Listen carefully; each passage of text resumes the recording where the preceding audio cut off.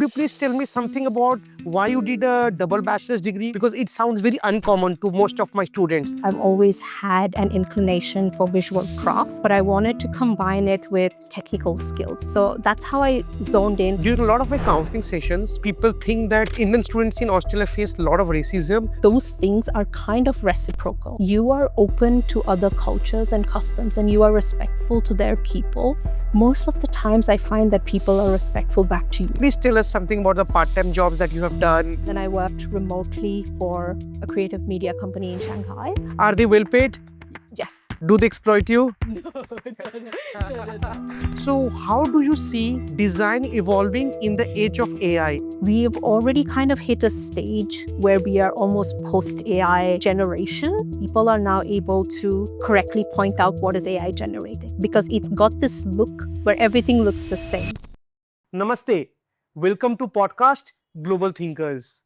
I am Arun Agarwal, an overseas education expert. I'm happy to say आज मेरी one of my students Alipta Nayak Dhal is with me. I have known her for about 8 to 9 years now. Welcome Alipta. Thank you so much for being here. Thank you so much for having me. Alipta, first of all, please tell me something about yourself. I mean, your journey so far. Yeah, sure. I'm Alipta. I'm a visual communications designer. I'm from Siliguri. I've done my 12th and 10th here, but I've been in Sydney since 2018 when I first went to study my undergraduate. 2018. 2018. Wow. So it's been a very long time. Yeah. I was under the ICSE board when I did my 10th in Nirmala Convent School, and then under CBSE for when I did my 12th, where I pursued an art stream, which kind of sort of helped me focus on where I want to study further in the field of graphic design. So a few of those choices shaped me wanting to study graphic design at UTS.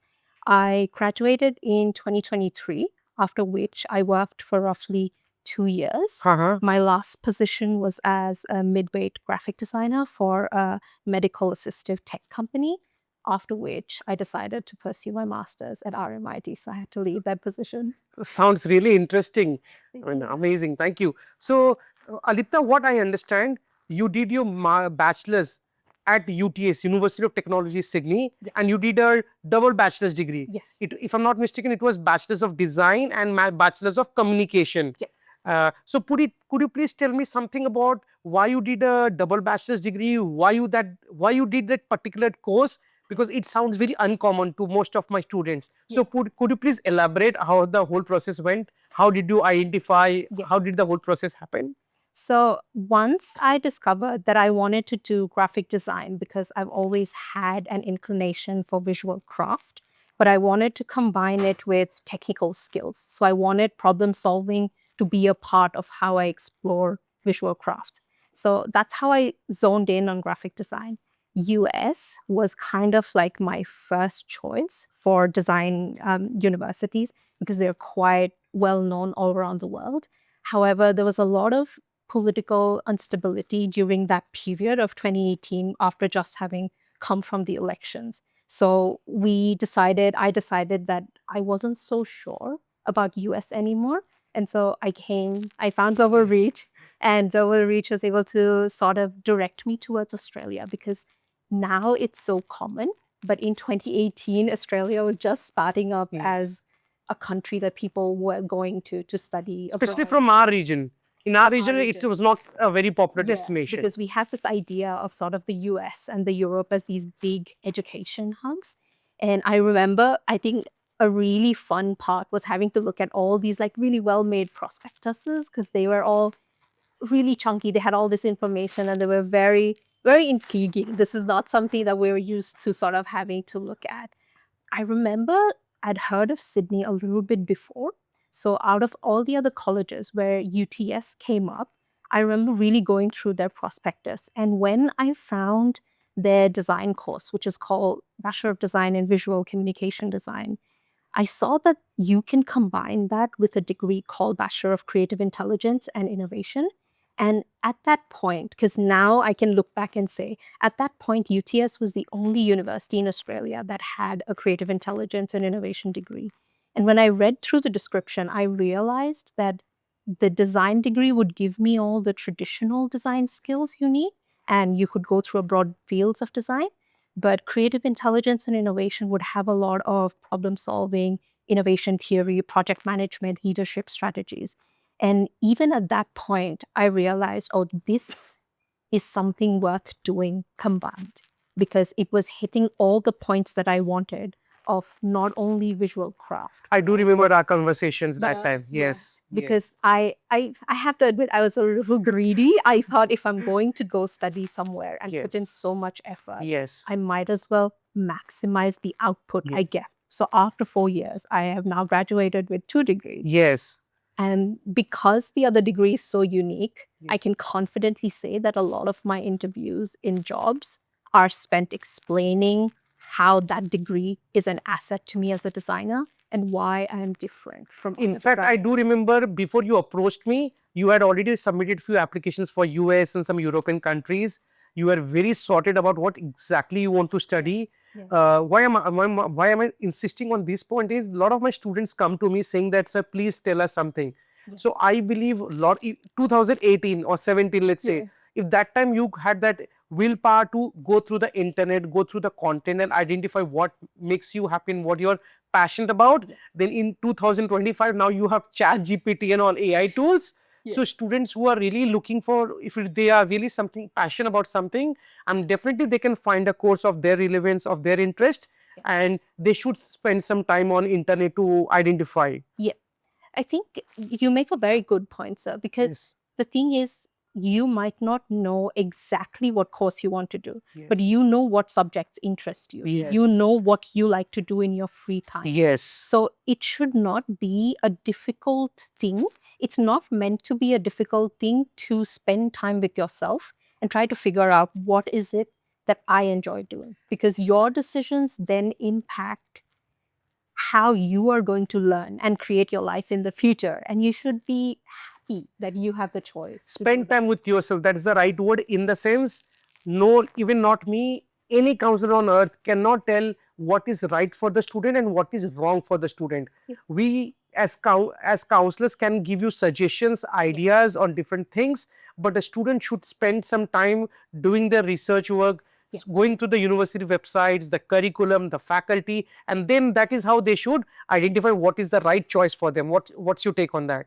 Yes, sir, absolutely. This is exactly what you had done. Yeah, because I think one rule that applies to a lot of areas in life, even after you go abroad and you're trying to settle down, research well and research as much as you can, because that makes you confident. There will still be a lot of things that don't go according to your research, but you have a foundation. Yes. And then other people can help you because you have a foundation. It's difficult to help people that don't have a basis, right? Because then everybody is confused. But if you have a bit of a basis, this is not something new. Yeah. Counselors are used to students who are sort of learning as they go. So they'll be able to help you out if you have started the process, not if you are still stuck. Being stuck is okay, but you have to work through it. To work through it. So now also please tell me something about the course you're going for a master's. Now you're going to RMIT, Royal Melbourne Institute of Technology, Melbourne, for your master's degree. So please tell me why you picked up RMIT and why this particular course you're going for. I think RMIT, beyond having really good QS World ratings, is also, it has a lot of cultural capital. And what I mean is, in Australia, if you say you're studying design, people, their first instinct is, oh, are you at RMIT? Because it's so well known. They are known for their design architecture subjects. And I've been fortunate enough to visit Melbourne a few times, so I've kind of seen their campus from the outside as well.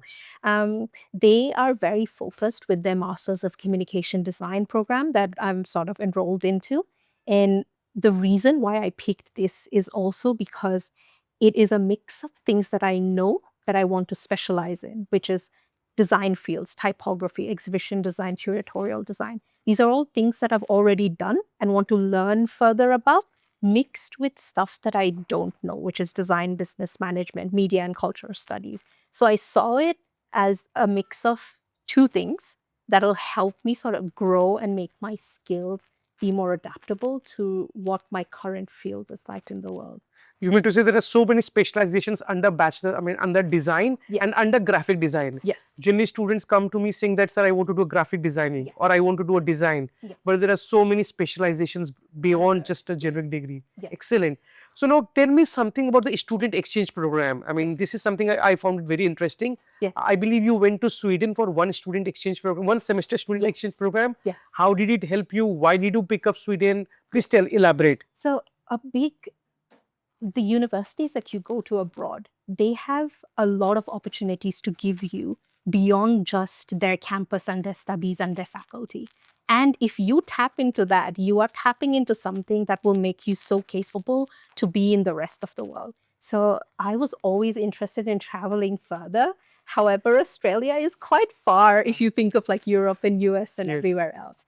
But my university had these global exchange programs that you could either do the shorter programs during the breaks, or you could do cultural immersion and study tours, which are like anywhere between 2 weeks to 3 weeks, or you could do a semester exchange program. So many variations. So many variations. Huh. And what happens with semester exchange is, depending on what you study, you can study your core subjects just in another country with their partner university, and you mix it with a few of your newer subjects. Okay. So I went to Jönköping, which is like a smaller Swedish town in southern Sweden. And it's a very popular student town, and the college is quite popular as well. And there I studied all of my design subjects, plus I studied Swedish history and cultural and language subjects as well. And it was very interesting because the Nordic European culture, as you might know, Yes. and the Nordic culture is quite different. So their student life is extremely different.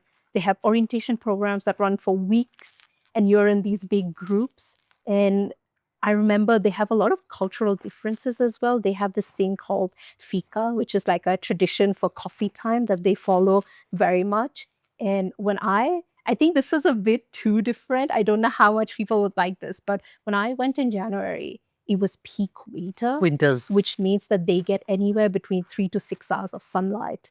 And I got there and it was -3 degrees in sleet. And those kind of, the way they deal with natural phenomena there is very different, right? And that kind of experience you can't really get anywhere else. And when I mentioned that I like to travel, a big advantage of going to study anywhere in the Nordics or the European countries is you get to travel everywhere. So did you travel anywhere? Yeah, I went to my friend's snow cabin in Norway where I learned how to cross-country ski. And then I went to Copenhagen in Denmark to also explore the capital.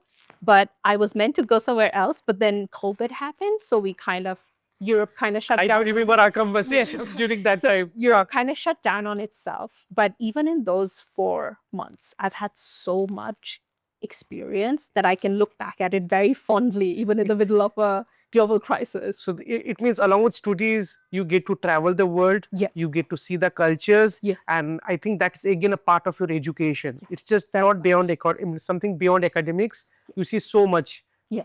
Great. So now tell me, you applied for your other countries for your bachelor's degree. Yes. Now again, you have decided to go for masters in Australia Again, instead of going to some other country. Yes. So what was the reason that you chose not to go to any other country, let's say UK or a USA, even for a master's? Yes. What was the thought process? For bachelor's, okay, done.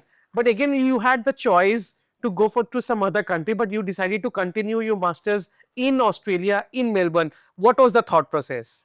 I can sort of break this down into 2 halves. One's the personal aspect of it, and one's the professional aspect of it. I will touch the professional first. My industry, graphic design in particular, is very, very strong in Australia. So we had design studios and companies that are working for global campaigns that then get published in the US. So from a professional standpoint, I am very happy with the way their education runs, especially for design studies. And I know that I can get valuable work experience after with people who are at the top of their field. These studios are around our colleges. They come for lectures. We see their work.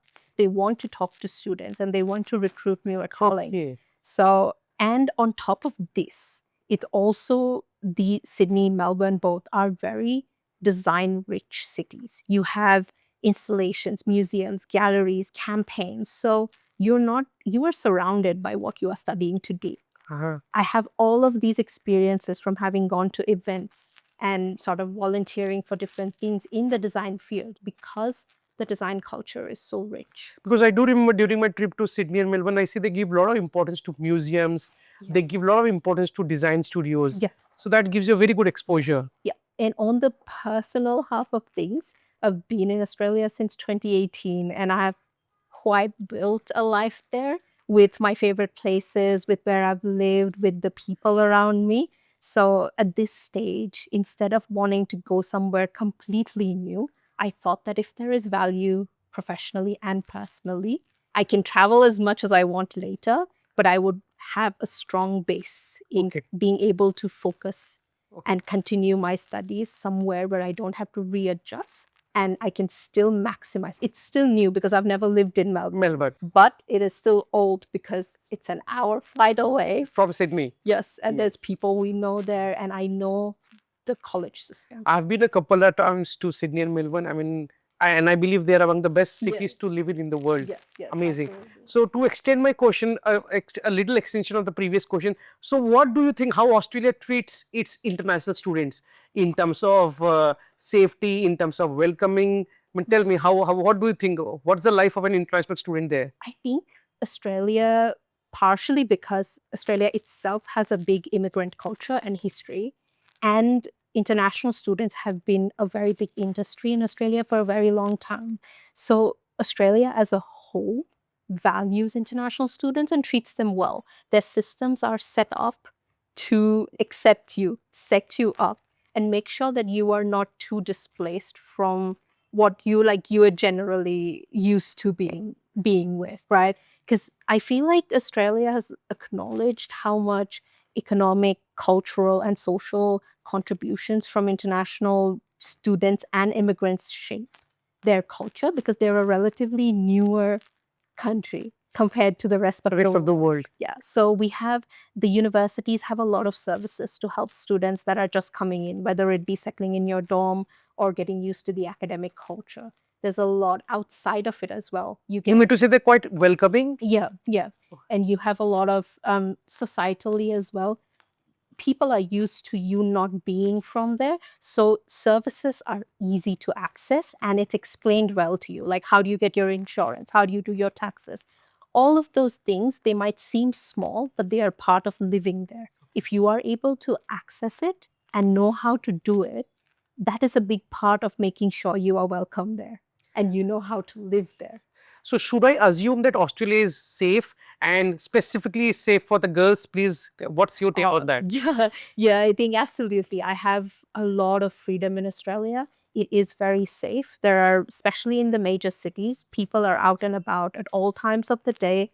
There's a lot of security. So from my point of view, you have to be you have to try to be safe everywhere in the world. You have to try and be careful.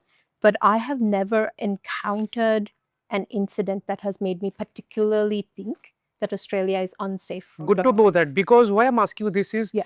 during a lot of my counseling sessions, people assume or people think that students or Indian students in Australia face a lot of racism. Yeah. Do you think those kind of things happen there?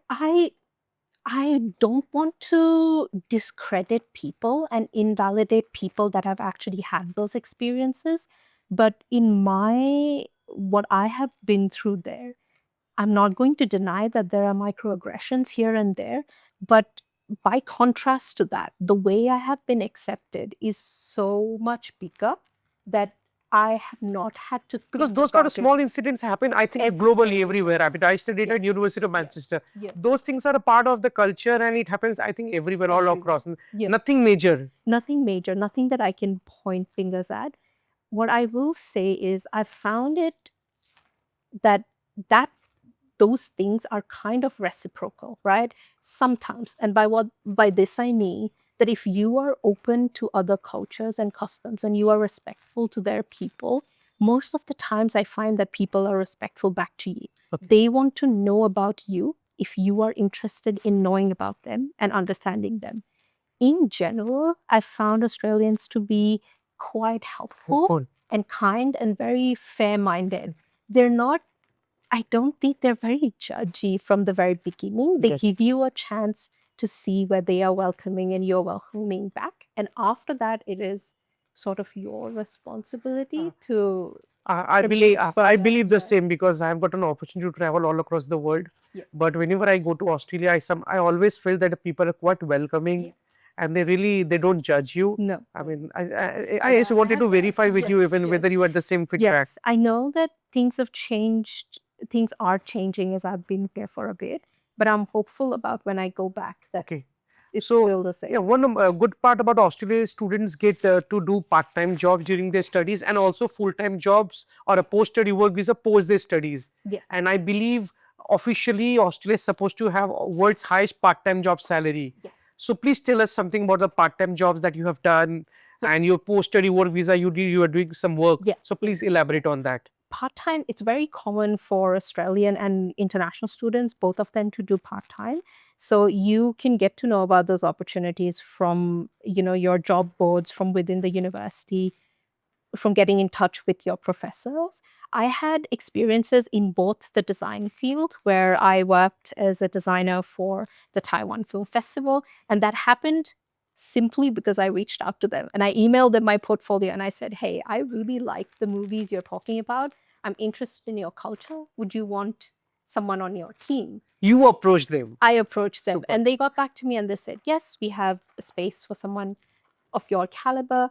What happened after that was actually, it was a little bit like fate, because the senior designer above me left to go to Melbourne like a week after. So a majority of the design jobs ended up coming to me. So I ended up working on their invites and their social media.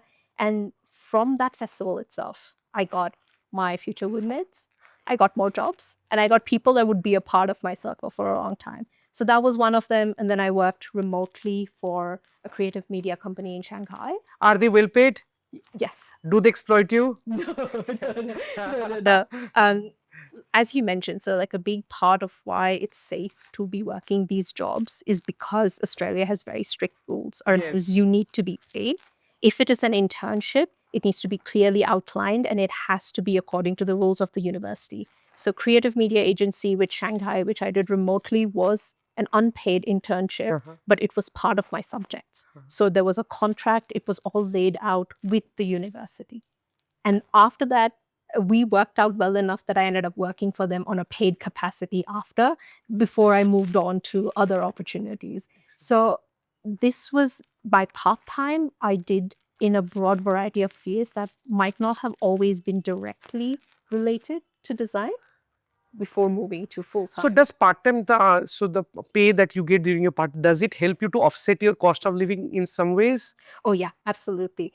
It is unreasonable to expect that a part-time salary is going to cover accommodation and living costs, but it will offset majority of your living costs. Yes. If you are working the recommended hours, that is, you can't cross 48 hours, I believe, fortnightly. If you are working those hours and you are well paid, you can absolutely offset your living costs. Super. And now please tell me about your post-study work visa. I mean, you got a 2 years of post-study work visa that Australia gives you, and you're working for some time. Yes. So could you please tell something on that? So for my post-study, the thing is, working full-time and looking for a full-time job is in many ways very different from a part-time, because at that point, you can't access the full range of university benefit. You can only access a very small portion of it because you have now officially left the university. Yes. And you are competing in the real world, professional real world, and you are competing against other internationals, other Australians. So that becomes, you have to be quite creative with how you are reaching out. So I did everything. I did the job boards, I did reaching out to recruiters, I talked to people via LinkedIn. You approached them. I approached them. You don't have to be so transactional. A lot of the people I approached from LinkedIn, I didn't ask them for a job. I was interested in how they got to where they are. And people are always happy to talk about their journey because they have done something valuable with their lives. And when you show interest in this is a really good pointer, that it's a good takeaway for me as well. And We show interest about their journey, and that is how we connect and bond with yeah, them. and then they remember you as, oh, this is someone that has these qualities, and then they find, if they come across some opportunity, they will come up to you and they will like, hey, I saw this. The last decision that I did, where I worked as a junior designer for a design studio. I worked as an exhibition coordinator for a gallery at a photographic exhibition, and my last job I got because I specifically reached out to a recruiter who does design positions. And then I applied to a job that she was recruiting for. And then she reached out. What I assume is you have created opportunities. You have to Instead of be- saying that I'm not getting opportunities, you approached people, and you have created opportunities. Yep. So my next question would be, what I see is you have done student exchange, Yep. you have done internships, you have done part-time jobs, you have done networking, things which is beyond academics, Yeah. which is not a mandatory thing for a student to do. So what's your feedback to my listeners, I mean my students who are watching this podcast? Yeah. What's your suggestion, why they should do all these things beyond just getting good marks and beyond just doing their studies? Yeah. How does it help? Academics are a crucial part of your studies, right? They form the basics of it, they form the foundation. They give you all you need to understand your field. But they are a very specific environment where you are applying your skills. However, the real world is not like that. No matter how well you think you know your job, when you are actually working in a position, you are going to run into scenarios that you haven't run into. You're going to have to interact with a broader range of people.